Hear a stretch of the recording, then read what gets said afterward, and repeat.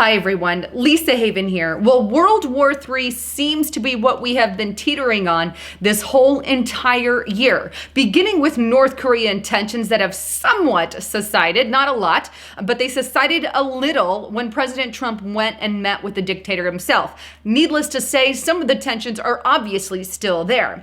Add to that the fact that Trump put more tariffs on, China and igniting that Chinese trade war. Something, by the way, that needed to happen years ago. We have to make headway on these tariffs with China and do something. And thankfully, Trump has done that. But either way, we are kind of teetering on that war brink, at least a trade war with China. Additionally, we have the Democratic left and those pushing from the deep state to ignite a war with, another nuclear power like Russia.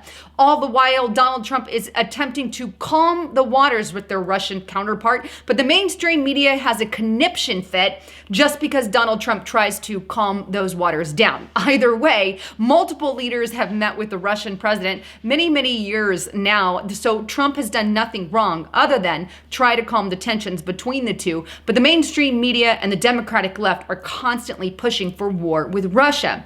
Real quick interruption here. I just want to give a big shout out to my NobleGoldInvestment.com. Please make sure you have gold, silver, these kinds of things on hand because you never know where money's going to end up, especially when the war drums are beating. So go to NobleGoldInvestments.com and convert your 401k into something solid. All right, back to the broadcast.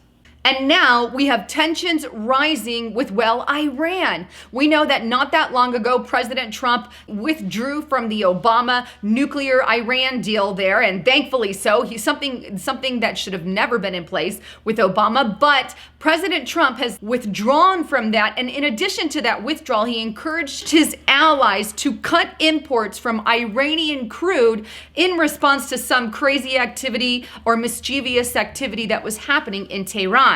As a result, the Iranian president issued his own warning to President Trump. Check out this report on ZeroHedge.com, and it's headlined, Iran warns Trump not to cut off oil exports, threatens mother of all wars. Now, that was put out July 22nd, but it goes on to say that Iran's president warned the U.S. not to threaten the nation's oil exports. He called for an improved relationships with his neighbors, including his arch nemesis, Saudi Arabia, and cautioned the U.S. that a conflict with Iran would be the mother of all wars. Here's what he said specifically.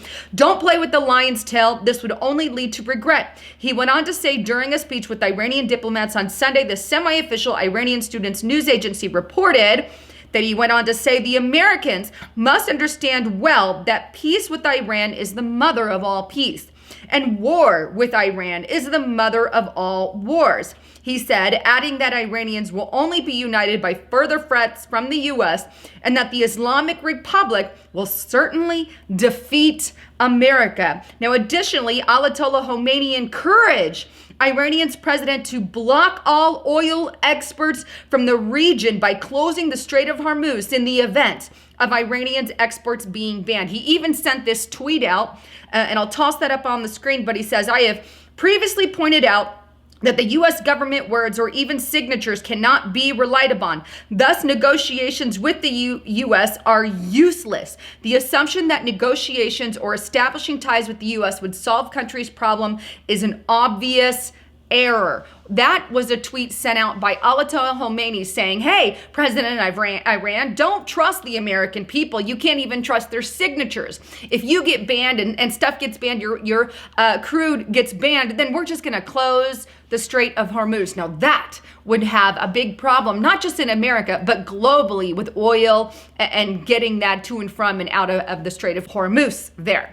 So lots of tensions are rising, but that means that if Ayatollah Khomeini is encouraging the Iranian president there, he's saying don't trust Trump. No matter what you do, don't trust Trump. So in other words, Trump has literally no option. If his signature is no good, if his voice is no good, then what do you do? Well, could the world war drums be beating? Here's another thing that I want to point out. In response to Ayatollah Khomeini and the Iranian president's threat to start the mother of all wars, Here's what Trump responded with on his Twitter page on July 22nd. He said, to the Iranian president, never ever threaten the U.S. again, or you will suffer consequences, the likes of which few throughout history have ever suffered before. We are no longer a country that will stand for your demented words of violence and death.